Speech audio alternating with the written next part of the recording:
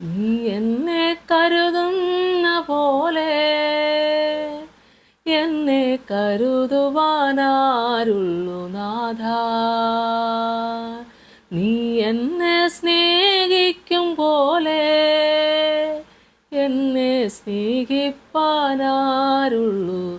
ദേവാ. കർത്താവിൽ എനിക്ക് ഏറ്റവും പ്രിയപ്പെട്ടവരെ, 38 സങ്കീർത്തനം അതിൻ്റെ 4 മുതലുള്ള 10 ഭാഗങ്ങൾ നമുക്ക് വായിക്കാം. എൻ്റെ അകൃത്യങ്ങൾ എൻ്റെ തലയ്ക്ക് മീതെ കവഞ്ഞിരിക്കുന്നു, ഭാരമുള്ള ചുമട് പോലെ അവ എനിക്ക് അതിഘനമായിരിക്കുന്നു. എൻ്റെ ഭോഷത്വം ഹേതുവായി എൻ്റെ വ്രണങ്ങൾ ചീഞ്ഞു നാറുന്നു. ഞാൻ കുനിഞ്ഞ് ഏറ്റവും കൂനിയിരിക്കുന്നു, ഞാൻ ഇടവിടാതെ ദുഃഖിച്ച് നടക്കുന്നു. എൻ്റെ അരയിൽ വരൾച്ച നിറഞ്ഞിരിക്കുന്നു, എൻ്റെ ദേഹത്തിൽ സൗഖ്യവുമില്ല. ഞാൻ ക്ഷീണിച്ച് അത്യന്തം തകർന്നിരിക്കുന്നു, എൻ്റെ ഹൃദയത്തിലെ ഞെരുക്കം നിമിത്തം ഞാൻ അലറുന്നു. പ്രിയപ്പെട്ട ദൈവമക്കളെ, 4 വാക്യം നമ്മളെ കേൾപ്പിക്കുന്നത്, എൻ്റെ അകൃത്യങ്ങൾ എൻ്റെ തലയ്ക്ക് മീതെ കവിഞ്ഞിരിക്കുന്നു, ഭാരമുള്ള ചുമട് പോലെ അവ എനിക്ക് അതിഘനമായിരിക്കുന്നു. അറിഞ്ഞും അറിയാതെ ചെയ്തു പോയ കുറവുകൾ ദൈവസന്നിധിയിലേക്ക് അടുത്ത് വരുമ്പോൾ പ്രിയപ്പെട്ട ദൈവമക്കളെ, മനസ്സിൻ്റെ വേദന, ഹല്ലേലൂയ, സ്തോത്രം. അത്രമാത്രം നമ്മളെ സ്നേഹിക്കുന്ന ദൈവത്തോട് അറിയായ്മയുടെ കാലങ്ങളിൽ ചെയ്തു പോയ കുറവാണെങ്കിലും ഏറ്റുവന്ന് പ്രാർത്ഥിക്കുന്ന പ്രിയപ്പെട്ട ദൈവമക്കളെ, ദൈവത്തോട് അടുത്ത് വരുമ്പോൾ ദോഷത്തെ വെറുക്കുന്ന നല്ല മനസ്സ്, ആമേൻ, സ്തോത്രം.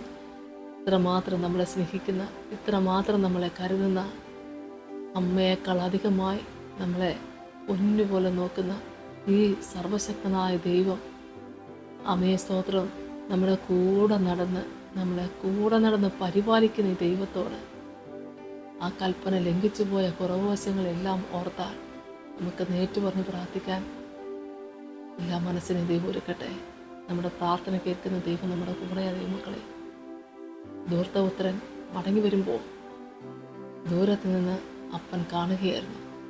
എത്ര കുറവുകൾ വരുത്തിക്കൊണ്ടാണ് തൻ്റെ മകൻ വരുന്നതെന്ന് അവിടെ ചോദ്യം വെച്ചില്ല. കൊണ്ടുപോയ മുതൽ എങ്ങനെയാണ് അത് കൊണ്ടുവന്നിട്ടുണ്ടോ, തിരിച്ചു കൊണ്ടുവന്നിട്ടുണ്ടോ, ഇതൊന്നും ചോദിച്ചില്ല. മകൻ്റെ വരവിന് വേണ്ടി മാത്രം കാത്തിരുന്ന അപ്പൻ ഓടിച്ചെന്ന് കെട്ടിപ്പിടിച്ച് ചുംബിക്കുകയായിരുന്നു. ദൈവത്തിന് സ്തോത്രം, ഹല്ലേലൂയ. പ്രിയപ്പെട്ട ദൈവമക്കളെ, അവിടെ അപ്പൻ്റെ അരികിലേക്ക് വരുവാനായിട്ടൊരു മനസ്സ് വന്നത്, സാഹചര്യങ്ങളൊക്കെ നമുക്കറിയാലോ. ഒന്നും മനസ്സിൽ തീരുമാനിച്ചാ വന്നേ. അപ്പനോട് പറയും, ഞാൻ നിന്നോട് സ്വർഗത്തോട് പാപം ചെയ്തു, ഇനി നിന്റെ മകനെന്ന് വിളിക്കാൻ എന്നെ യോഗ്യനല്ല, നിന്റെ വേലക്കാരിൽ ഒരാളാക്കി എന്നെ തീർക്കണമേ. യേശുവേ, സ്തോത്രം. ചെയ്തു പോയ തെറ്റുകുറ്റങ്ങൾ നേറ്റു പറയാൻ ഒരു മനസ്സ് വന്നപ്പോഴേ പിതാവ് കയറി അടുക്കിലേക്ക് ചെന്ന് കെട്ടിപ്പിടിച്ച് ചുംബിക്കുകയായിരുന്നില്ലേ. ആ വീട്ടിലെ ഒരുക്കിയ സത്യം എത്ര വലുതായിരുന്നു. ദൈവത്തിന് സ്തോത്രം, ഹല്ലേലൂയ. ആ വീടിൻ്റെ സന്തോഷം എത്ര വലുതായിരുന്നു. അതാണ് യേശു കർത്താവിൻ്റെ സ്നേഹം. നമ്മുടെ കുറവ് വശങ്ങൾ എന്താണ് ഏതാണെന്നല്ല, അതിനേക്കാൾ അപ്പുറം മടങ്ങി വരുന്ന മനസ്സിനെ ചേർത്ത് നിർത്തിക്കൊണ്ട് ആമേൻ, ആ വിരിച്ച ചിറകിൻ മറവിൽ ചേർത്ത് നിർത്തി നമ്മളെ ആശ്വസിപ്പിക്കുന്ന പൊന്നു കർത്താവ്. ക്രിസ്തുവിൻ്റെ സ്നേഹം അത്ര വലുതാ ദൈവമക്കളെ. ആ സ്നേഹം അനുഭവിക്കാനുള്ള ഭാഗ്യം നമുക്കൊക്കെ ദൈവം തന്നല്ലോ. ദൈവത്തിന് സ്തോത്രം, ഹല്ലേലൂയ. എൻ്റെ അകൃത്യങ്ങൾ എൻ്റെ തലയ്ക്ക് മീതെ കവിഞ്ഞിരിക്കുന്നു, ഭാരമുള്ള ചുമട് പോലെ അവ എനിക്ക് അതിഘനമായിരിക്കുന്നു. എൻ്റെ ഭോഷത്വം ഹേതുവായി എൻ്റെ വ്രണങ്ങൾ ചീഞ്ഞു നാറുന്നെന്നാണ് വചനം നമ്മളെ കേൾപ്പിക്കുന്നത്. ഞാൻ കുനിഞ്ഞേറ്റവും കൂനിയിരിക്കുന്നു, ഞാൻ ഇടപെടാതെ ദുഃഖിച്ച് നടക്കുന്നു. എൻ്റെ അരയിൽ വരൾച്ച നിറഞ്ഞിരിക്കുന്നു, എൻ്റെ ദേഹത്തിൽ സൗഖ്യമില്ല. ഞാൻ ക്ഷീണിച്ച് അത്യന്തം തകർന്നിരിക്കുന്നു, എൻ്റെ ഹൃദയത്തിലെ ഞെരുക്ക നിമിത്തം ഞാൻ അലറുന്നു എന്നാണ് പറഞ്ഞു. ഹൃദയത്തിലെ ഞെരുക്ക നിമിത്തം അലറുകയാണ്. ഇപ്പോൾ ദൈവമക്കളെ, പല വിധത്തിലും പലർക്കും നേരിടുന്ന പ്രശ്നങ്ങൾ, ചെയ്തു പോയ കുറവുകളാകാം, നഷ്ടങ്ങൾ, കഷ്ടങ്ങൾ, കുടുംബത്തിൻ്റെ തകർച്ച, സാമ്പത്തിക തകർച്ച, എല്ലായിടത്തും എല്ലാം ഞെരുക്കങ്ങൾ കൂടുന്നൊരു കരഞ്ഞു പോകുന്നൊരു സാഹചര്യമല്ലേ എന്നെ കേൾക്കുന്ന പ്രിയപ്പെട്ടവരെ.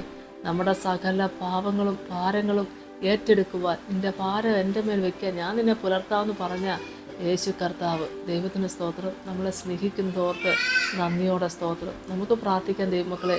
നമ്മളെ സ്നേഹിക്കുന്ന ദൈവം നമ്മളെ മാടി പിടിക്കുക. കർത്താവ് നമ്മളെ ഒരിക്കലും കൈവിടത്തില്ല, ഉപേക്ഷിക്കത്തില്ല. ഒന്നും മടങ്ങി വരുന്നൊരു മനസ്സ് മാത്രം മതി ദൈവമക്കളെ. ഒരു കുറവ് പോലും കണക്കിലെടുക്കാതെ ആമേൻ, സ്തോത്രം, ചേർത്ത് നിർത്തുന്ന ഈ ദൈവസ്നേഹം ഒത്തിരി വലുതാ. ആമേൻ, ദൈവത്തിന് സ്തോത്രം, ഹല്ലേലൂയ. എന്നെ കേൾക്കുന്ന പ്രിയപ്പെട്ട ദൈവജനമേ, ഏത് വിധത്തിലുള്ള ഞെരുക്കത്തിലാണ് ഇന്ന് മനസ്സ് തകർന്നിരിക്കുന്നത്? ഒരുപക്ഷെ പൊട്ടിക്കരയാൻ കൊതിക്കുന്ന സമയമായിരിക്കും. അതല്ലെങ്കിൽ ഒരു പൊട്ടിക്കരച്ചിൽ കഴിഞ്ഞിട്ട് വന്നിരിക്കുകയായിരിക്കാം. ഈ വചനത്തിന് മുമ്പിലിരിക്കുന്ന പ്രിയപ്പെട്ടവർ, എനിക്ക് പറയാനുള്ളത്, നമുക്ക് വേണ്ടി കരുതുന്ന ദൈവം, എന്നെ കേൾക്കുന്ന ദൈവമക്കളെ, നമ്മളെ സ്നേഹിക്കുന്ന ഈ ദൈവത്തിൻ്റെ കൃപയിലേക്ക് നമ്മളൊന്ന് നോക്കിയാൽ, ഈ ദൈവം നമ്മളെ സ്നേഹിക്കുന്ന പോലെ സ്നേഹിക്കാൻ ആരാ നമുക്കുള്ളത്? ഈ ദൈവം നമ്മളെ കരുതുന്ന പോലെ ആരാണ് നമുക്ക് കരുതാനുള്ളത്? ഓർത്തു പോകും. എല്ലാവരുടെയും കരുതലും എല്ലാവരുടെയും സ്നേഹവും വലുതാണ്. പക്ഷേ അതിനൊക്കെ മീതെയാണ് നമ്മുടെ രക്ഷിതാവിന് നമ്മളോടുള്ള സ്നേഹം. ഹല്ലേലൂയ, സ്തോത്രം, ഹല്ലേലൂയ. ദൈവത്തിൻ്റെ പുണ്യനാമത്തിന് മഹത്വം ഉണ്ടാകട്ടെ. ഒക്കെ അനുഭവിച്ചുകൊണ്ട് എൻ്റെ കർത്താവിനെ 23 വയസ്സിൽ അറിഞ്ഞപ്പോൾ അവയെ സ്തോത്രം ഈ ദൈവസ്നേഹം അനുഭവിച്ചുകൊണ്ട് കുറച്ച് പാട്ടുകളൊക്കെ എഴുതാൻ പറ്റി. നീ എന്നെ കരുതുന്ന പോലെ എന്നെ കരുതുവാൻ വേറെ ആരുമില്ല എന്ന് പറഞ്ഞ് പാടുന്ന ഒരു വരിയുണ്ട്. സ്തോത്രം. എൻ്റെ ഓർമ്മ വച്ച കാലം മുതൽ രോഗാവസ്ഥയും പിന്നീട് എൻ്റെ ഭവനത്തിൽ അനുഭവിച്ച ഒരുപാട് കഷ്ടപ്പാടുകൾ, കഷ്ടതകൾ, വേദനകൾ, എല്ലാ ദുഃഖങ്ങളും എന്നെ തേടി വന്ന നിമിഷങ്ങളിൽ എൻ്റെ കർത്താവിൻ്റെ സ്നേഹം അനുഭവിച്ചപ്പോൾ എഴുതിയ പാട്ടുകൾ എനിക്ക് എൻ്റെ ഹൃദയത്തിൽ നിന്ന് കർത്താവിനെ മഹത്വപ്പെടുത്തുകയായിരുന്നു.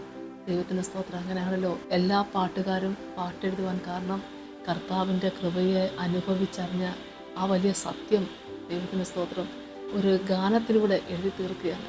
ദൈവമക്കളെ, കർത്താവിന് വേണ്ടി പാടി തീരത്തില്ല, കർത്താവിന് വേണ്ടി എഴുതി തീരത്തില്ല, കർത്താവിന് വേണ്ടി പറഞ്ഞു തീർക്കാൻ പറ്റത്തില്ല. അത്ര വലിയ സ്നേഹമാണ്. ആ സ്നേഹത്തിന് തുല്യം നിൽക്കാൻ മറ്റൊന്നുമില്ല. ദൈവമക്കളെ, നമ്മൾ ഏതവസ്ഥയിൽ ഇന്ന് നിങ്ങൾ വീണ് കിടക്കുകയാണോ? ഏതെങ്കിലും വിധത്തിൽ ഒരു കുറവ് സംഭവിച്ച് വീണ് കിടക്കുകയാണോ? ഇന്ന് ഈ ശുശ്രൂഷ കൂടുന്ന പ്രിയപ്പെട്ടവരോട് എനിക്ക് പറയാനുള്ളത്, നിങ്ങളെ കർത്താവിന് ആവശ്യമുണ്ട്. ദൈവമക്കളെ, എത്രയും വേഗം മനസ്സ് പുതുക്കി രൂപാന്തരപ്പെട്ട് കർത്താവിൻ്റെ അരികിലേക്ക് മടങ്ങി വാ.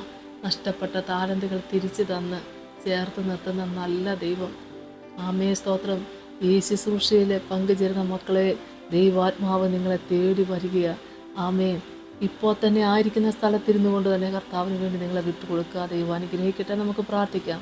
സ്തോത്രം. കർത്താവേ, കരുണാസമ്പന്ന എൻ്റെ സ്വർഗീയ നല്ല ദൈവമേ, കർത്താവിൻ്റെ തിരുസന്നിധിയിലേക്ക് അടിങ്ങളെ സമർപ്പിച്ചുകൊണ്ട് പ്രാർത്ഥിക്കുന്നു.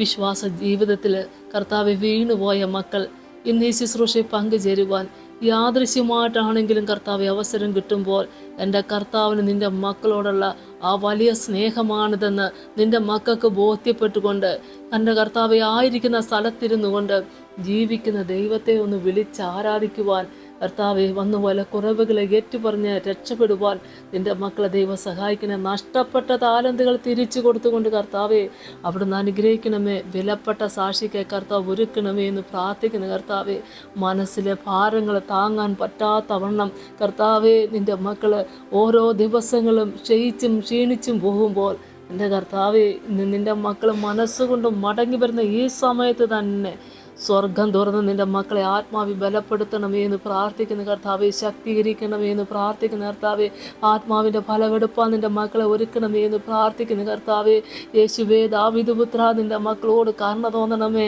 കർത്താവെ. പല വിധത്തിലുള്ള ഞെരുക്ക നിമിത്തം അലറുന്ന ഒരവസ്ഥയാണ് കർത്താവെ, തകർന്നു പോകുന്നൊരവസ്ഥയാണ് കർത്താവെ.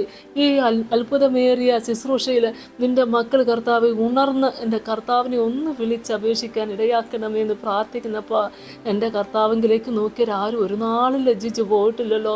ഇപ്പോൾ നിൻ്റെ മക്കളുടെ വീണ്ടെടുപ്പിന് ഈ പ്രാർത്ഥന ദൈവമായ കർത്താവ് സ്വീകരിക്കണമേ. സമാധാനം കൊടുക്കണേ. യേശുവിൻ്റെ നാമത്തിൽ തന്നെ. ആമേ, സ്തോത്രം.